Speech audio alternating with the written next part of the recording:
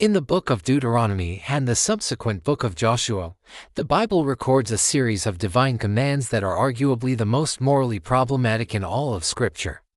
As the Israelites prepare to enter the Promised Land, God gives them explicit instructions regarding the Canaanite peoples currently living there.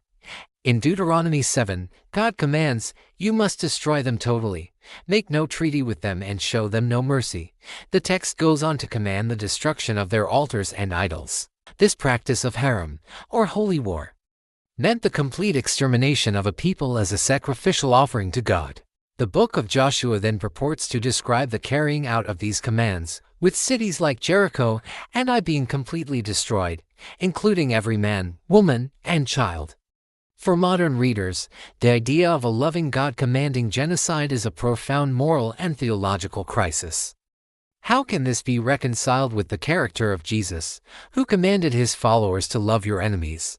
Over the centuries, scholars and theologians have proposed several ways to understand these deeply troubling texts. The first approach is to take the text literally. This traditional view accepts that God did, in fact, issue these commands at a specific time in history for a specific purpose. The justification given in the text itself is that the Canaanites were a deeply sinful and idolatrous people, and that if they were allowed to live they would corrupt the Israelites and lead them away from the one true God. In this view, the conquest was a unique act of divine judgment, a surgical strike to prevent a greater spiritual cancer from spreading. This view is deeply and satisfying for many, as it portrays God as sanctioning ethnic cleansing. A second approach, popular among many modern scholars, is to view these accounts as non-historical. As noted previously, archaeology has found little to no evidence of a widespread, violent conquest of Canaan as described in Joshua. Cities that were supposedly destroyed show no signs of destruction during that time period.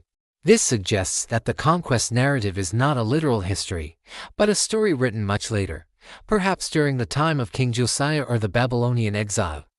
In this view, it's a foundational epic and idealized and exaggerated story created to justify Israel's claim to the land and to promote a strict, centralized worship of Yahweh by painting the other as irredeemably evil and worthy of destruction. It is nationalistic, political rhetoric, not divine command. A third approach is theological. This view suggests that the Bible reflects a progressive revelation, meaning that God reveals his character and will gradually over time, accommodating the limited and often violent culture of the ancient Israelites. In this view, the commands of conquest reflect the brutal us versus them mindset of the ancient tribal world, not the ultimate true character of God. The authors of Joshua attributed these violent acts to God because that is how they understood a divine warrior to act.